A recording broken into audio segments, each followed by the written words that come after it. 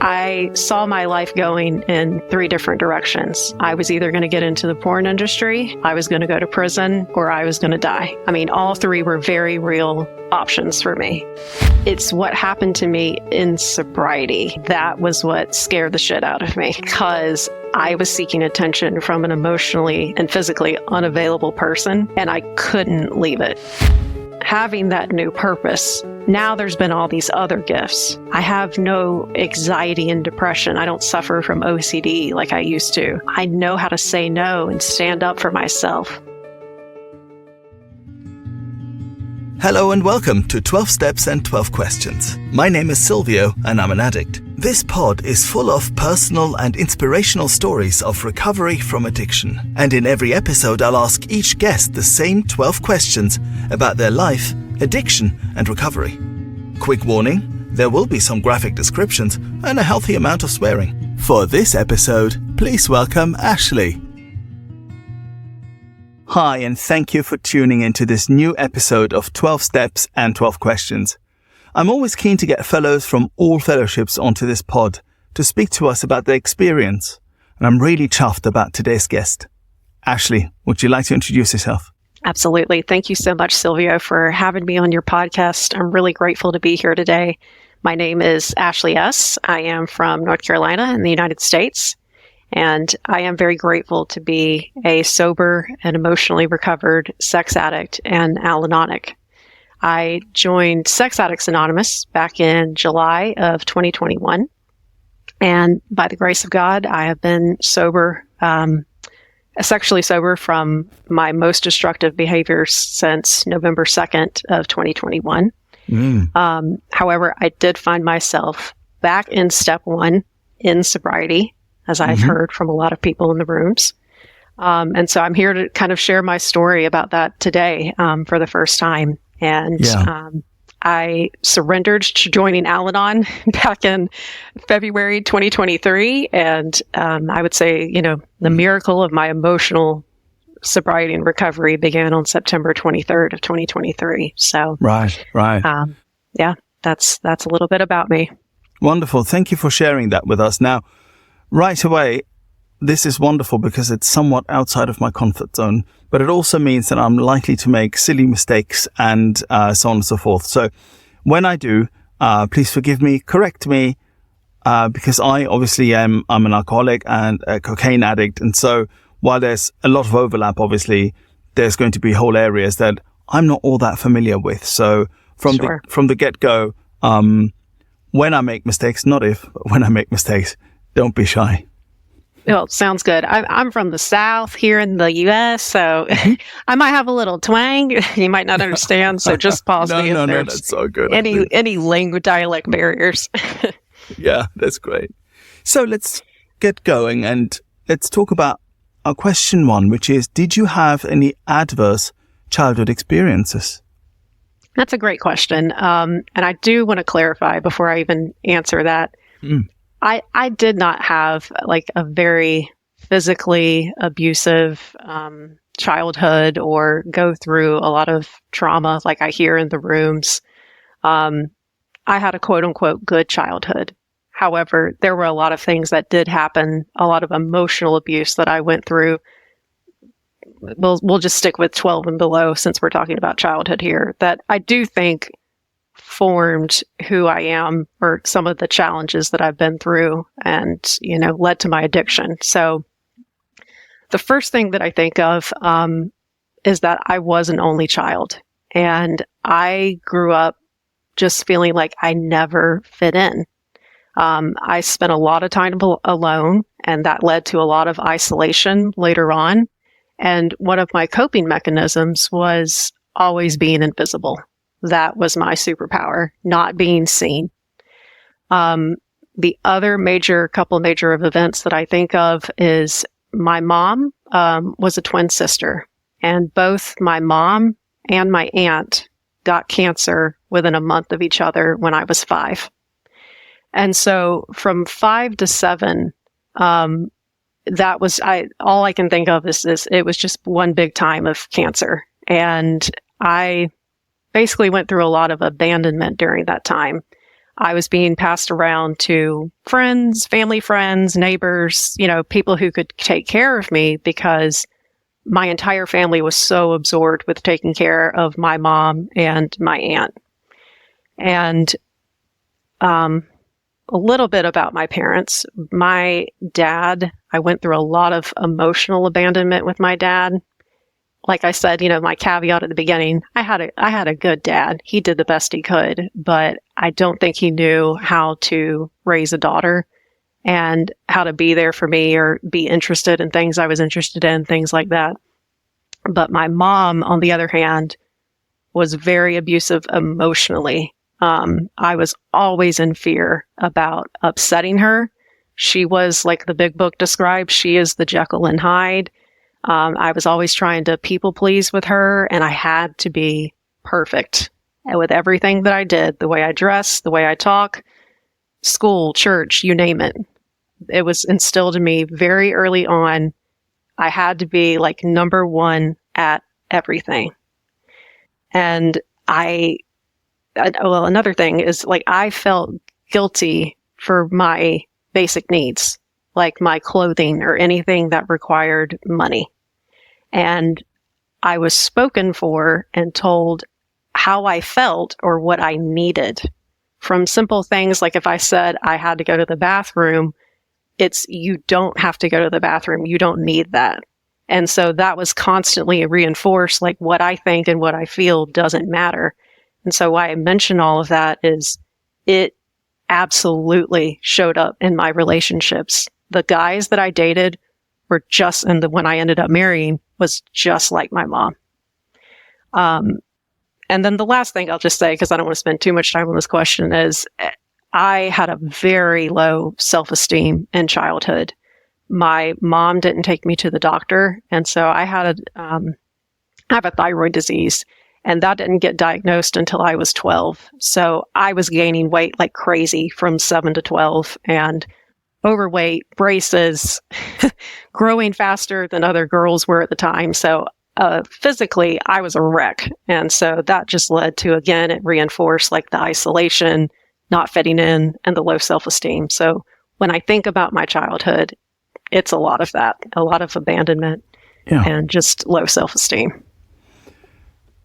The first thing that comes to mind is the fact that you caveated this by saying that you had a good childhood, and then obviously, who am I to disagree? Yeah. Go. Sorry, don't mean to. Yeah, no, that's right. And income, quite a lot of, in and of themselves, really difficult things, right? The fact that your mother was ill together with your aunt, the fact that you're being, as you said, passed around, using your words. But there's a lot of stuff that is happening. There's a lot of stuff that is going on there. And then the physical thing as well, of course, with, I'm using your words again, being a wreck. So there's a lot of things going on. And, the other thing that comes to mind, or the question that comes to mind, is, was there an overriding feeling? And let me try to explain what I mean by that. I grew up in a very loud household. Okay. Italians, yelling, drama, doors banging. Yep. Right. My father, bless his heart, had a lot of spiritual illness within him. Right. And you never knew when he'd fly off the handle. Yeah. He beat my sister. He sometimes beat me. So for me, what I took away from all of this was I was constantly afraid. Mm-hmm. And another thing was that I was, I withdrew into myself, into music and then when I was able to read into books, because it is a way of shutting out the world. So there was fear and I suppose isolation are the words. Yep. If you had to sum this up for yourself, which is a very different experience, of course, but what were those overriding feelings then for you? I'm not a feelings person. I'm kidding. No, I've learned how to sit with my feelings, but from all of that I went through in my childhood, the other coping mechanism I learned was to go numb. I could turn off any feeling.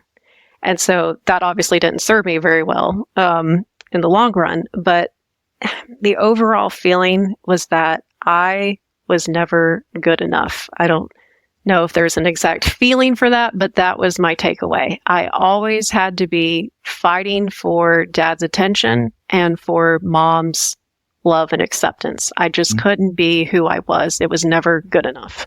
Mm. Did you have any brothers and sisters? I know you said you were an only child. Obviously, that contributed to that. Yes, of course. I'm sorry. Yeah, that's okay. I think the reason why I often ask this question is the way we relate to people around us obviously makes quite a big difference. But the next question that I like to ask, usually in that vein, is how this impacted your school. So, here you are. You've got quite a few. You've got a lot of stuff going on there, as we were saying. So, school could have been a place where you go and you get away from it, or it could be a place where it gets to be worse.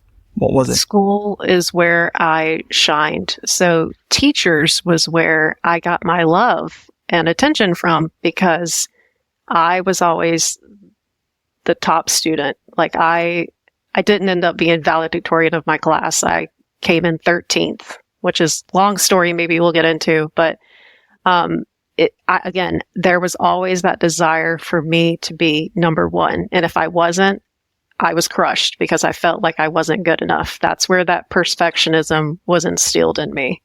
But yes, when I got, the 100 or whatever, the best project or whatever it was in class, that's where I got my approval and what felt like my needs were getting met at the time. Mm-hmm. You speak about it like someone who's done a lot of work on this. We'll get to that a bit later, but you speak about this with such clarity. Just had a brainwave. If any psychologist or so were listening, they must have had a field day with us in the first 10 minutes. But I've done a lot of work, inner child work, the steps through the Big Book, A Course in Miracles, Drop the Rock. So there's plenty of things that I've done in my couple of years in recovery. How lovely, amazing. Yeah. So our question 2 is, and let me caveat that right away because it's a question I usually ask alcoholics and drug addicts. So we're going to tweak it, but perhaps we can tweak it together. You might not have to. All right. Okay, good. So our question 2 is, what did the moment you first got hooked, what did the fun times look like? Now, I appreciate for people with perhaps certain behaviors and so on, it may not actually be that. It may just be that it could be a behavior that does something for you that you can't do for yourself. But, let's hear your answer.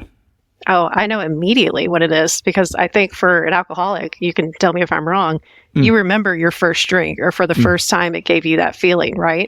Yeah, of course. Yeah. Oh, of course. I know what that is for me as a sex addict. I was 12 years old, and it was the first time that I looked at soft porn. And that did for me what alcohol does for the alcoholic. Once I got that, it was, I want more of this. This feels good. This is taking me or helping me escape from all of the craziness that's going around. And I can even remember my mom and my grandmother were just in the other room. Yeah. So that's where I first got hooked, so to speak. But then I could just, see my behaviors progressing. It wasn't just soft porn.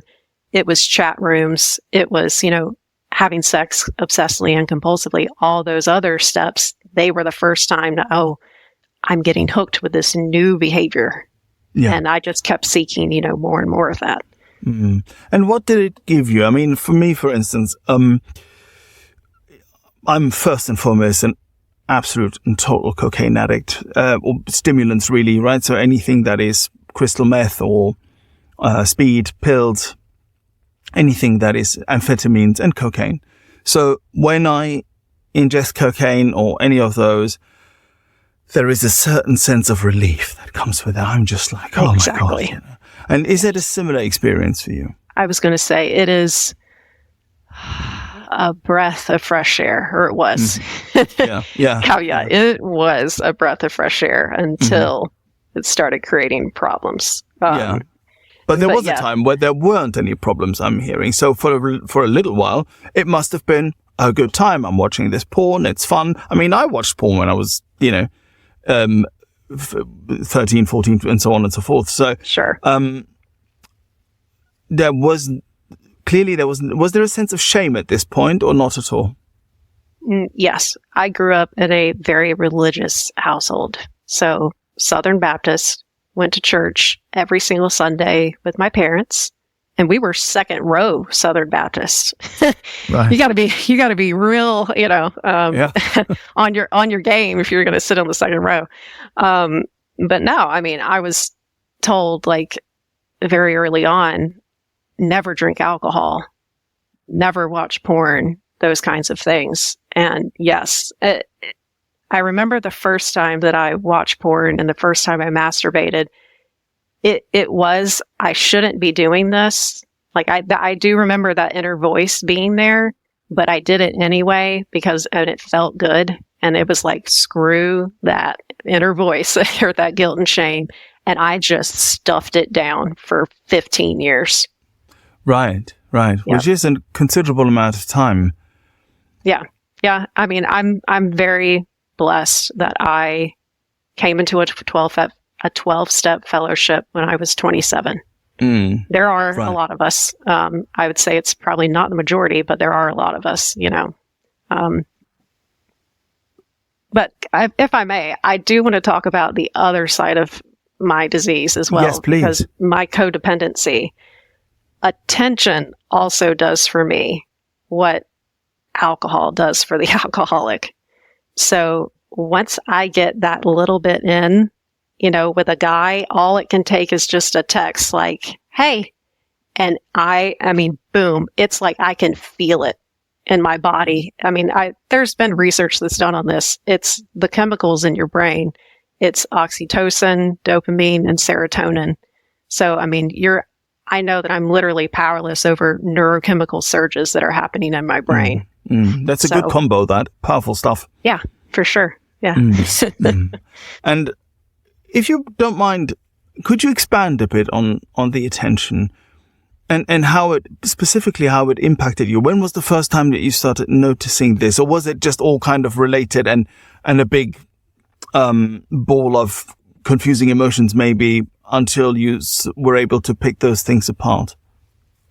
I do think like attention is definitely what drove my sex addiction and the codependency. They are two sides of the same coin, but it's what happened to me in sobriety. That was what scared the shit out of me. Is that I was working a program, but I was finding myself powerless and my life was unmanageable because I was seeking attention from an emotionally and physically unavailable person.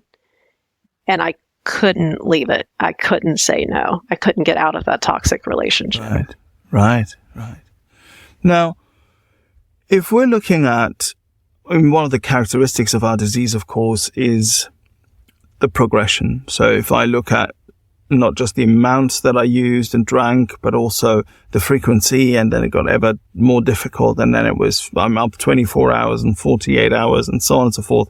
I mean, it was an S-curve for me, first and foremost, but also an absurdity curve, right? Where it just got to the point where it's just madness, plain insanity.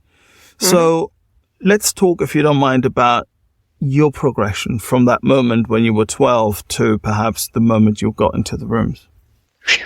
Yeah. The big book says with women, sometimes like in a couple of years, they're farther gone than the men are. And that's exactly what happened to me. So I just noticed that like I didn't need to have a new person every day kind of thing, but the men that I was with, I was having sex with them obsessively and compulsively.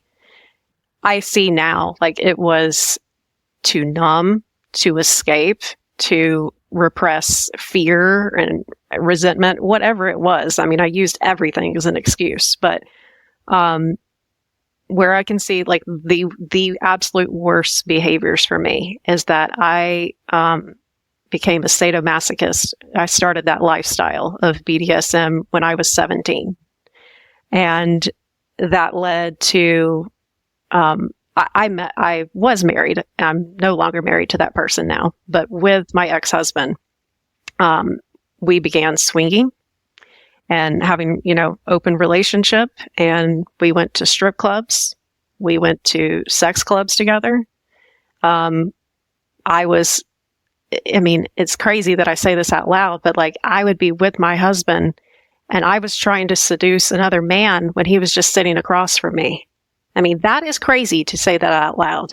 And also my exhibitionism and posting things online. I say all the time, like I saw my life going in 3 different directions. I was either going to get into the porn industry, I was going to go to prison, or I was going to die. I mean, all 3 were very real options for me. So that was the worst of it. Mm-hmm. Yeah. Around that time, awareness klaxon. I always ask this question at this point. What was your awareness around this? I mean, did any of your partners ever say to you, like, look, I love having sex with you, or I'm in love with you, or any of the things that people would say, but this is getting too much? Did anybody ever say that? My ex-husband did, yeah. I remember we were in college because I met him when I was 18, and we were together from 18 till, what's 18 plus 9? 27, yeah. 27. We were together from 18 to 27, and I remember I was in my college dorm room, and I had sex with him 8 times that day, and he wasn't wanting to have sex with me. I was forcing him. I mean, I realize now, like, I was raping him. And so, yeah, like he was pointing out, like, Ashley, this just isn't normal. And I agree with him now looking back, but at the time it was like, what are you talking about? What guy would have a problem with a woman wanting to come on to him? I mean, there's so much wrong with that sentence on so many levels, but I completely see what you're saying. And, the book always says, doesn't it, that to the alcoholic, it's the normal life. The alcoholic life seems the only normal one. So in that vein, of course you would be thinking that. Yeah. Exactly. So there was no awareness for you there. Sorry, go on. Oh, no. I thought that most couples participated in BDSM. I thought that was normal. Because that was the first person I ever had sex with was into that. And so therefore I apply that to every relationship I had after that. Mm-hmm. Mm-hmm. I mean, this is a judgment-free podcast, so I don't think that we are trashing BDSM as a concept. And people are, of course, free to do whatever they like and enjoy themselves in whichever way they see fit. But for you, the problem was it fed into something that is so dark it can kill you. So absolutely, it's important. Yeah, it's important, I think, to point that out. Mm-hmm. Exactly. It's just like anything else. I mean, a non-addict can have a glass of wine and enjoy that, and it'd be okay. Yeah, I just see like that I'm sometimes. Sure. Yeah, just like enjoying a donut. Not everybody's a food addict. Some people can watch porn for 10 minutes or whatever, and they're good. But that's not me. I have an allergy to lust. Yeah. Once I intake it in, I can't stop, and I can't stay stopped. Yeah. Before we get to question 3, slightly off script here, do you think that being from a religious background amplified the problem? I don't know if anybody's ever asked me that. I do feel like, okay, yes. Because my mother would always say things like, God is watching you. God knows when you're lying. And when she would say that, I would use that as justification to go and act out or to do things that I wanted to do. Sure. So if that answers your question, yeah. Yeah, it kind of does. I mean, what I mean by that is that if you're coming from a sort of fairly strict religious background, often that means that especially your sexual behavior, not only, but especially your sexual behavior is monitored more than from those people who come from less religious backgrounds, and perhaps also judged less, right? Yeah. Right? Mm-hmm. Yep. Yeah, that's really the only thing that comes to mind. I think, I don't know, I was just very lost in my disease. I really didn't care. Yeah. That's kind of what it boils down to. Yeah, and that, sounds very familiar to me, albeit in a different way, but it's very much the same. Our question 3 is, what were your worst consequences? And finally, your rock bottom, if you had such a thing? Oh, yes. I don't know an addict who doesn't have a rock bottom. But when I was 17, I attempted suicide. And that's crazy to me to say out loud. Like, I was that young and I was already so depressed and miserable that I wanted to take my life. I had lost my senior class presidency. You know how like Bill talks about, Bill's a lust addict. He's not just sexual lust, but he lusts over power and being number one, being the leader of a vast enterprise. That's why I so relate to Bill Wilson just as much as I relate to Lois Wilson as well. But that senior class presidency to me at the time was the number one thing in my life. You know, that's where I got my attention and my approval. And long story short, my principal found out that I was having a relationship with a married man. And she took that away from me. And it was just like, you can't speak at graduation. And I don't want to get in, too graphic or into too many details, but I went home and I got my dad's gun. And thank God I didn't pull the trigger. But it was pretty bad. So that was kind of the first really rough time that I went through because I spent a week in a mental hospital. And fast forward to age 27, or even throughout that time, from 17 to 27, I lost 2 jobs because of my acting out. I was too busy acting out during the workday that, I couldn't be present for my job. That's why I lost one of them. And I got fired for sexual harassment at the other one. Right. And you're chuckling here. It's I'm chuckling. You must be quite far away from that, like a distant memory, I suppose. It just doesn't seem like the same person. Like all of this, that I lived all of these things. That's what's crazy to me. Because I other parts of the powerlessness and the unmanageability in my life. I had $100 in my bank account. That was all I had to my name at one point. And I am a college-educated woman. I had a good job. My husband at the time had a good job. Why do we only have $100? It's because I was overspending. I didn't have any financial peace because I'm running around burning up energy foolishly, like the book says. Anyway, other parts. You asked me, what was the rock bottom? So the rock bottom was on the very same day, mind you. My husband at the time found out that I was cheating on him, and I lost my job. And that's when I became suicidal. Just another job loss due to your addiction. Mm-hmm. And and again, imagine one of those things is bad enough, but both of those things happened on the very same day. And so, I was suicidal because, how am I going to live through this? He's going to leave me. He's going to divorce me. All those thoughts that come in your head. But I knew at that point, I wanted help for myself. It wasn't to save the marriage, to keep him. I knew then something's got to change because my life is pretty fucked up. Yeah. And I can't keep living like this. Yeah. So was that the moment, I suppose, where you stopped blaming other people? Oh, the people at work, they're just so this, so that, they don't understand, they're so square, whatever it is. The moment where you sort of take it on yourself, kind of go, no, this is actually my own problem. I'm owning it. 100%. I feel like I do feel like I am at least aware enough that I know when I've messed up and I can take accountability for that. And so I started doing all the things that I thought were the right things to do. I got myself my own therapist. I wanted to try couples therapy. That didn't go so well, but maybe we'll talk about that. Because it takes 2 to want to make it work. Yeah, well, yes. I tried medication. I tried getting a neuropsychiatrist. Thank God one of those therapists told me, you should look at Sex Addicts Anonymous. And that's how I got into recovery. But I was putting in time? the work. Yeah. Yes. Was that yes. Yeah. It was the first time that you heard the concept even of sex addiction. Yes. It was shocking because I remember to this day, it was like a 20 question, thing that you answered.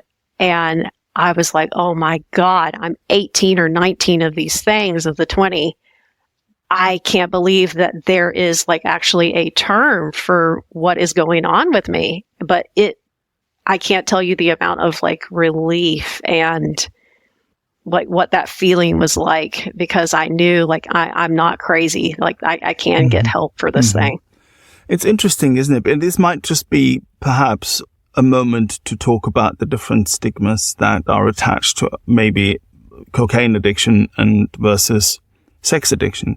Now, out there in the world, which is the point that we're speaking about, when we start learning about our own addiction and about our own condition, right? And out there in the world, I suppose, for cocaine addicts, there might be people who very quickly think, well, it's a drug, it's a terrible thing, you can die from it, and so on and so forth. There might be others who might think, oh, well, sounds like a rock star or a movie star kind of life. It sounds at least interesting. Right. And I'm quite aware that I'm pushing the boat out a little bit here. But let's just go there for a second. But for sex addiction, I'm assuming, and I'd love to get your message on this. Sex addiction, perhaps is even more difficult for some people to get their heads around, because in and of itself, we can't live as a race without sex, and, most people like sex and so on and so forth. So talk to us a little bit about, this would perhaps be the right moment, about this. About the stigma around sex addiction, the fact that maybe a lot of people don't even know it exists. If you're enjoying this podcast and would like other addicts and alcoholics to hear it, then please make the pesky AIs and algorithms work their 12th step. Hit like and subscribe.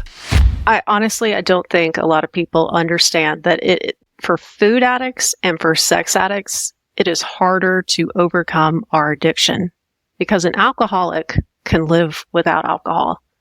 Cocaine addict can live without cocaine. We can't live. Your body cannot live without food, and we can't live without people. We have to learn how to live with them. So, sex is like the big book says, it's a God-given power, and therefore it is good. Yeah. So healthy sexual intimacy is totally fine. It's when we perverse it and it's lustful. That's not so good, and that's what causes problems. Yeah. So I'm not quite sure if I answered your question, but that was my initial thought. I think you very much did. Again, I am quite aware that, by speaking about a particular kind of stigma and so on and so forth, we're taking it ever so slightly away from the big book and ever so slightly away from the 12 steps. It is just still, interesting sometimes to put a little bit of context around this about how is it that maybe it took you so long to even understand that what you were suffering from was an actual bona fide addiction, a sex addiction? And that's where that. And actually, that made me think of something. So I think it's even harder for women. Some women might have had a different experience from me, but I'm going to tell you my experience in North Carolina was I was passed around to 3 different therapists. The one before each one said, I can't help you. Your case is too serious. I can laugh about it now, but the last one told me, you really should get into a sex treatment center. Wow. And the process for that was nearly impossible, because all of the centers that were in or around North Carolina, guess who they're for? They're just for men. They're not for women. Or the ones that were for women were $50,000. I don't know who has $50,000 cash laying around, but I sure didn't. And my family sure wasn't about to pay for it either. No. Did they know? Your family? Did they know? Oh, yes. I knew nothing about the 12 traditions and not talking about your disease. And I was in a really bad place, and they knew that my husband and I were separating, and they wanted to know why. And without knowing any better, I gave them way too many details that they shouldn't have known. But at least I was trying to get help. I was doing the best that I could at the time. Yeah. So and that usually leads to good results, albeit sometimes, we might do some things that we regret later, but generally it does lead to the right, it does lead us to the solution. Yeah.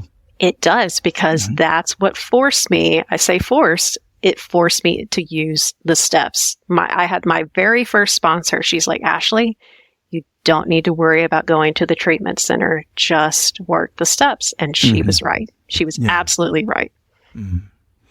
We'll come to that in a moment. Our question 4, and you've already answered it, but let's just go there very quickly one more time. And I will caveat this very quickly as well. When we speak about suicide and suicidal ideation, suicidal thoughts, it is because we talk about the place that this illness will take us if we don't address it, if we don't find a solution for it. And if you're in that place right now, please reach out to anyone and get the help that is there for you. Our question 4, Ashley, is, did you ever want to die? Did you consider suicide? Several times. I told you about the time when I was 17. Yes. That was a very real. I went to a mental hospital because of it. Yeah. When my husband found out I was cheating on him was the second time. I mean, I felt like a worthless piece of shit. Who does this to their husband and just can't stop? Even after he found out that I was cheating, I kept talking or texting the guy I was having an affair with. I couldn't stop. What kind of monster does this? So yes, I was suicidal then. And the next time was in sobriety. And that was where I was in this toxic relationship. I couldn't leave it. And it was like, he was married.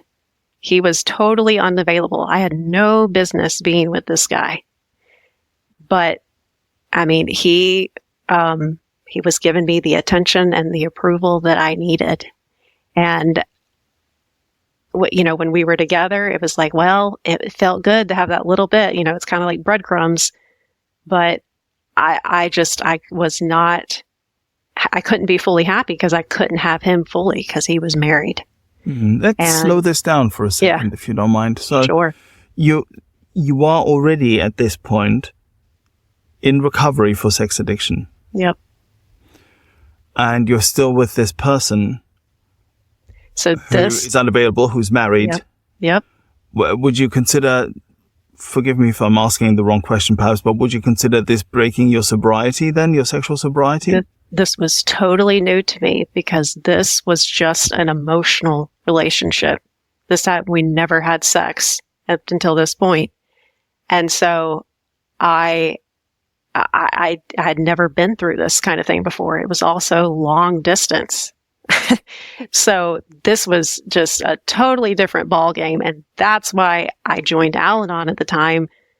It was essentially, I remember my reasoning was, I just kind of need to know how to live with him better. So we don't have as many problems. But I think I knew in the back of my mind, no, it's so that I can actually leave this guy because I can't be honest. And we don't need to be together. It's obviously not going to go anywhere with him being married. So, yeah. And it's, at least looking at it from an outsider's point of view, it is a strange relationship, as in, you're not interacting physically, and, he's married to someone else, and last but not least, he lives far away. Yeah. Yeah. Well, again, it seems normal to the addict. And you can justify, or I justified and rationalized it all. That's the insanity, as I say it back now.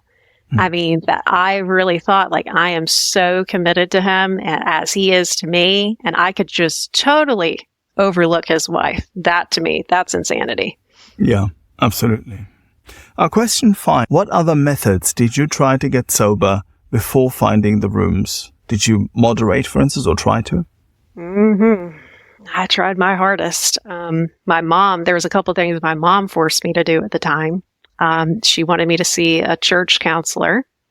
I remember us writing down some prayers on a note card that I was supposed to say throughout the day. I tried several Bible studies and things like that, going and participating more in church. That didn't work. Like I said, I tried seeing a therapist, but there's, 7 days a week, 24 hours in a day. So that leaves us, if you see a therapist 1 hour a week, that leaves us with another 167 hours. What am I supposed to do? That was always my thing, is what am I supposed to do without you? I have no tools. And so, I tried couples therapy with my husband at the time. I tried medication. And then there was a bunch of things I tried once I got into 12-step recovery. So like I said, I came into Sex Addicts Anonymous first. So I remember making bottom lines or circles, whatever you want to call them. I went to retreats that they had. And Sex Addicts Anonymous, they want you to create an inner circle, which would be like imagine 3 rings or 3 circles. And in the inner circle are all the healthy things like, going for a walk or, talking to your sponsor, healthy things to promote your recovery. The middle circle would be things that are not a relapse, but are leading you to a relapse. So for me, that would be like going to search on Google for porn or something like that. The outer circle or the bottom line would be the things that qualify as a relapse. So, going to a sex club or whatever it is, that was on my list. What was your question? Well, while we're here, just ever so slightly off script, and for those people who don't know, does everyone in your fellowship define their own sobriety terms, so to speak? It's much easier, of course, with alcohol and drugs. You can't have any of them forever, full stop. Much different, of course, for food and sex. So do you define your own sobriety, or is it given through the fellowship, perhaps? An SAA, yes, you do define your own sobriety. So what that looked like for me, and it's also my Al-Anon, they're different. I can go into depth with this, but the one that's the most important one for me is I do not have any emotional or physical relationships outside of my committed relationship. That is paramount. My Al-Anon sobriety would be if I ever find myself in a unhealthy, toxic relationship, I leave that immediately. But yeah, there's a lot more. For my sex addiction, it would be participating in BDSM, casual and anonymous sex, public sex, all those kinds of things are on my list in order to be sober. I remember when I first came in, I did this with a sponsor. Like, she asked me, what are the behaviors, that are giving you the most problems? I wrote that down on a list. We went over it together. And that's, where I have my own definition of sobriety today. Yeah. Brilliant. Thank you. It's important to qualify this, I think, and simply because it isn't so black and white as it is with drink and drugs, of course. Our question 6, and this is going to be interesting, I think, is, did you struggle when you came into the rooms with the word God? This one is pretty simple for me. So growing up as Baptist, going to church, I believed that God existed. I believed in Jesus Christ. I just never had a relationship with God. I didn't practice any of the things that I was listening. It was like going back to my childhood and like feeling like I didn't fit in. I would listen to my peers, and the way that they talked about God and the relationship that they have with Jesus, it was like, you sound like you're from another planet. It just didn't make sense to me. And I didn't know how to get where they were. So did I have a problem with the word God? No. The book talks about this. Our problem is not sex or alcohol. The problem is that we have been unplugged from power. And so the steps are to help us plug back into our source. And that's exactly what happened for me. So now I have a totally new relationship with God that I never thought was possible. So in a way, perhaps it's right to say that you were agnostic. Yes. Even though you were actually, a churchgoer. Yes, that's exactly immediately one of the first things I saw as we read We Agnostics. I had no problem saying, yes, that's me. I've totally been agnostic this whole time. Never an atheist, but definitely an agnostic. It's interesting, I think, because there's a good reason, of course, why this question is in here, because I did struggle with the word God. No surprise to anyone. And but I find it always so interesting to hear people who come from really religious backgrounds and, second row Baptists here. I mean, that's as close to fame, I suppose, as you can get. And at the same time, we are actually, you and I, came into the rooms of recovery, more or less, with the same mindset, I speak of close-heartedness, speaking about my own experience, of course, only, because it's not even that I wasn't open-minded enough. I wasn't open-hearted enough to let in anything beyond my small conception of creation, God, and so on and so forth. So I find it so intriguing that although you come from a totally different background than I do, we'd come in with more or less the same agnosticism or a similar level of agnosticism. Yep. It's not uncommon. I hear it a lot, but lots of people I sponsor a lot of Muslim women, and I've sponsored Catholics and any denomination you can think of. Sure. And I find it all the time.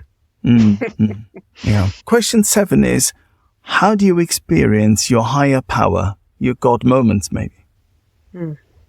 From the moment I wake up until the moment I go to sleep. So I've learned that, well, first off, I don't believe I have to die in order to meet God.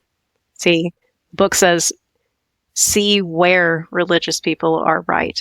It doesn't say that religious people are right. So that's what I heard or was told in church all the time. One of these days, when you die, you're going to meet God. Are you ready? I mean, that's what I grew up with. But I have learned that the kingdom of heaven is within. The big book says on page 55, the great reality is deep down within us. Every man, woman, and child, yes. Yes. And even in, lost my train of thought, even in spiritual experience in the back of the book, it says that this is an inner resource. This is not something that is outside of us or up there and far away from me.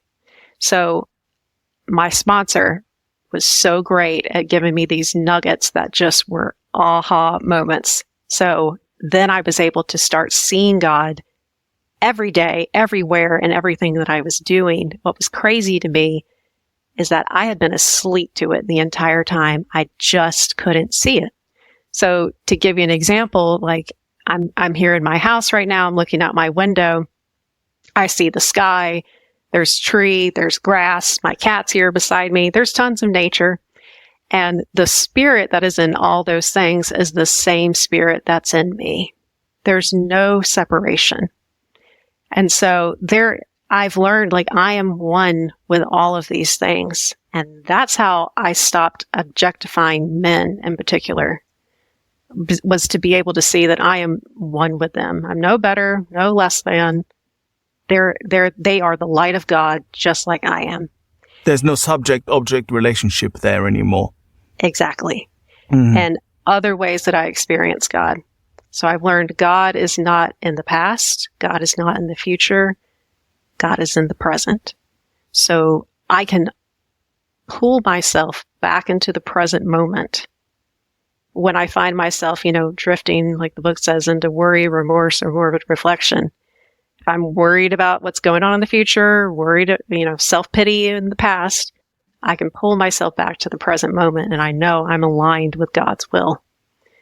But the last nugget I'll leave is, my sponsor explained, or somebody offered it to me, that every time you see the word God in the big book, replace it with love. And so I started thinking about that every time, if God is love and love is God, every time I experience love, like with my partner, with my friends and my family, I'm experiencing God.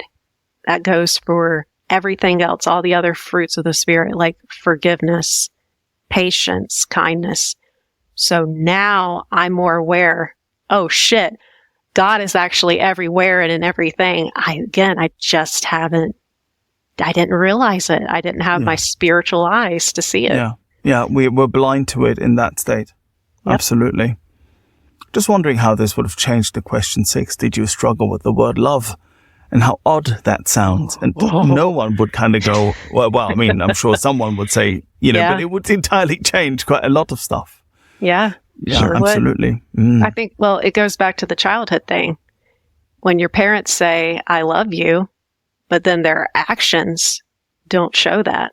For kids who grow up in violent homes where the parents beating on them, or like my mom with all the emotional abuse, if that's love, I don't want any of that. So, it was a relearning process of what healthy love looks like as well, especially in relationships. Our next question is our question 8, which is, which parts of the steps were the most difficult for you? Now, let's make a choice, perhaps. It'd be great if you made that choice, of course. Maybe you want to speak about it from the Al-Anon side, or maybe from the sex addiction side. Entirely up to you, or both. I've got time. The hardest one was honestly the Al-Anon one. I think about my experiences working the steps the first time with sex addiction. The steps are simple. They're not always easy, but they were very simple to me, and I followed them with all my heart and soul to the best of my ability. Going back through this for codependency and love addiction, or Al-Anonism, whatever you want to call it, that was so much harder, and it was steps 6 and 7, which I think is, I don't know if that's interesting to people. It is to me. But, it is to you. Because yes. There's a book. It's called Drop the Rock, and I read it with my sponsor. It's about step 6 and 7. Of course. And my rock was the married guy. I could not drop the fucking rock. That was the hardest thing to me, because I had to trust, okay, I thought this was the best thing in my life, God. And if it's not, I just thought at the time, like, who else could he send me? Or God, I don't know why I just said he. Who else could God send me that is going to be better than this man that I'm with? Like, oh, ye of little faith. But it wasn't until I finally let the guy go. I blocked him. I said no, and I meant it, and I stood up for myself.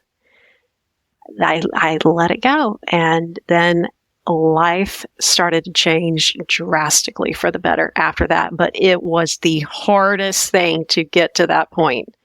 I mean, I could not let that guy go up until inventory. Those levels of surrender that come sometimes after a while that we've been sober, right?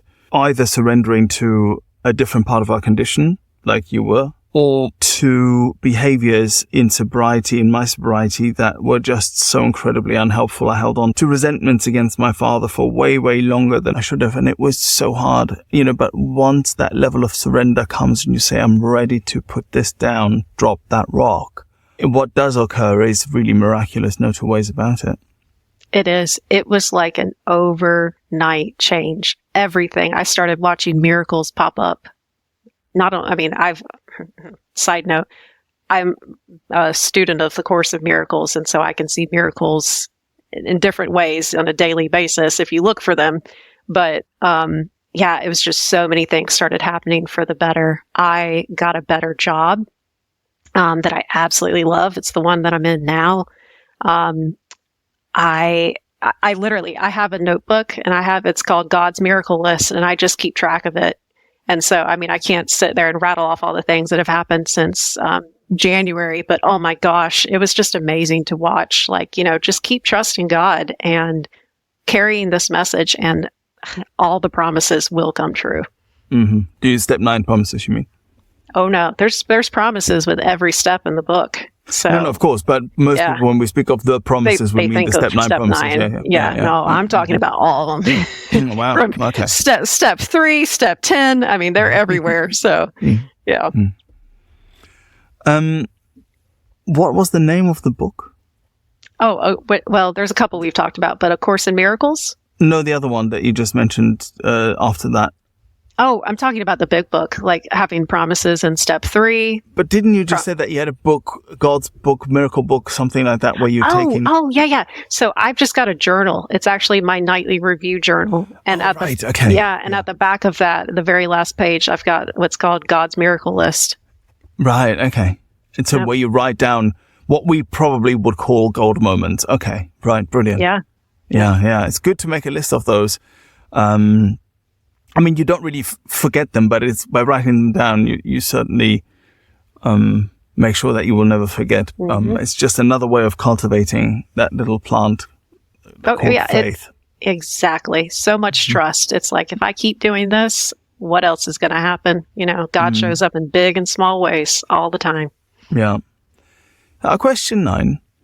Which character defects give you most trouble? Fear. I think a lot of my character defects stem from like this one root. It's the fear of abandonment or the fear of rejection. Because people pleasing, because that is the number one thing for me. People pleasing is really just a fear of rejection. Perfectionism, again, is like that fear of rejectionism. So those are things that I struggle with. Also as a codependent, enabling,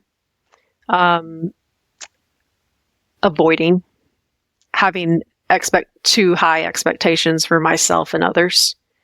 I don't know if there's a better term for this, but this is literally like what I wrote down for my 6th step. I call it pride in reverse. I am great at being a doormat and not voicing my needs. So if you or somebody else has a better term for me, let me know. I'm sure someone will have a better term, but or a different term. Not sure if it's better, because pride in reverse. Pride in reverse. That's what I've called it all this time. But But the big one, it always goes back to like seeking attention, or needing that attention from others. Yeah. Thank you. Question 10. What is the best thing recovery has given you? It is, without a shadow of a doubt, purpose. That's the best thing. Up until 28, 27, I was never one of those children that knew what they wanted to do in life. Like my ex-husband, for example, he grew up since he was like 10 or 12 knowing that he wanted a career in baseball. His entire life was all around baseball. I just never had that one thing. I felt like I was kind of wandering around aimlessly. Like anything that I picked up, I was good at it, or I would, learn how to be the best at it. But I just didn't know what was my thing. And it wasn't until that I started sponsoring and carrying this message.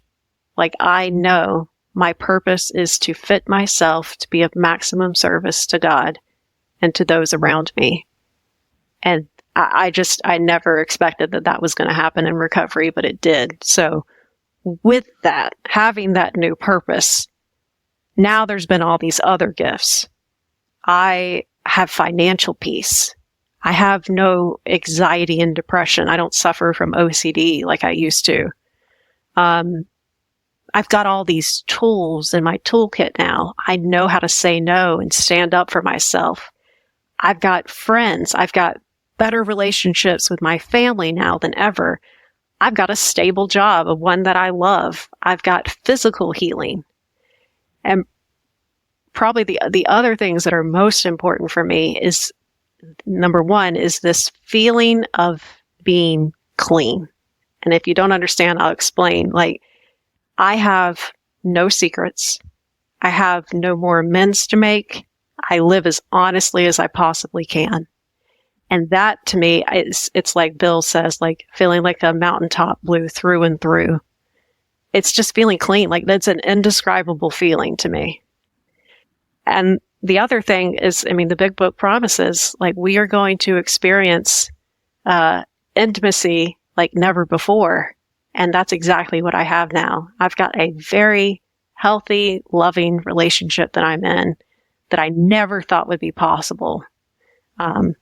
So, I mean, there's so many gifts, but those are just the ones that come to mind. Yeah, quite a few there, I have to say.